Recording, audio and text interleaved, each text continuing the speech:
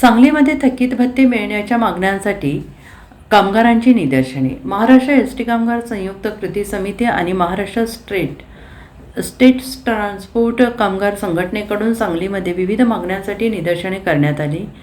सांगली एसटीच्या विभागीय कार्यालयासमोर कामगारांनी निदर्शने करीत आपल्या मागण्यांकडे लक्ष वेधलं। यामध्ये सांगली विभागातील एसटी कामगारांचे देय असलेले भत्ते त्वरित मिळावेत। यामध्ये कोविड भत्ता, शिलाई भत्ता, हजेरी प्रोत्साहन भत्ता आणि 2 वर्षापासून असलेली वैद्यकीय बिलाची प्रतिपूर्वी अदा करावी अशी मागणी यावेळी करण्यात आली। यासोबतच सदरचे भत्ते तातडीनं कर्मचाऱ्यांना अदा करावेत आणि जून 2026च्या वेतनासोबत हे भत्ते मिळावेत अशी मागणी यावेळी करण्यात आली। महाराष्ट्र स्टेट ट्रान्सपोर्ट कामगार संघटनेचे विभागीय अध्यक्ष अशोक खोत यांच्या उपस्थितीत ही निदर्शने करण्यात आली।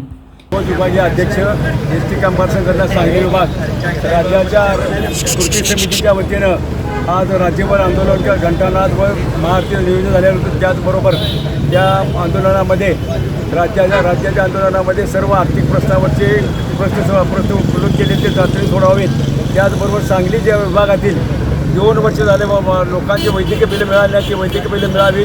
त्याचबरोबर हजेरी प्रोत्साहन भत्ताही दिलेला नाही, तो देण्यात यावा।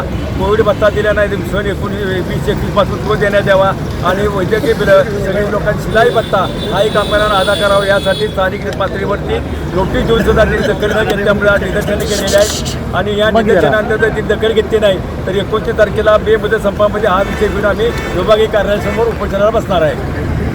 विभागीय कार्यालयामध्ये जो महिलेवरती अत्याचार झाला गेला किंवा त्याच्यावरती जो अन्याय झाला गेला त्यासाठी एसटी कामगार संघटनेच्या महिलाच्या वतीनं जे निवेदन देऊन त्या संबंधित कर्मचाऱ्यावर एसटी महामंडळ प्रशासनानं निलंबनाची कारवाई करून त्याची तात्पुरती बदली मिरजागारीते करण्यात आली आहे। परंतु एवढा न होता त्या अशा प्रकारचे जर सवयी करणारे अधिकारी असतील तर त्यांचा महामंडळाने लागली बंदोबस्त करावा।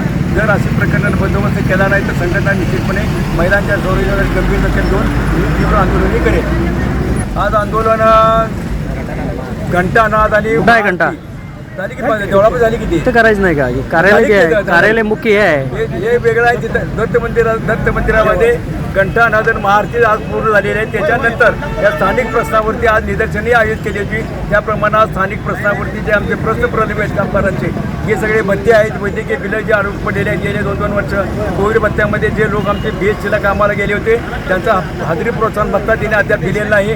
त्याचबरोबर वैद्यकीय बिलं ही सादर केलेली नाही, 2-4 वर्ष झाले शिलाई भत्ता दिलेला नाही। त्यासाठी आम्ही आज स्थानिकवरती निदर्शन त्यांना निवेदन दिलेलं आहे आणि निदर्शनं आज केलेली आहेत। Bureau report SPN Marathi Sangli.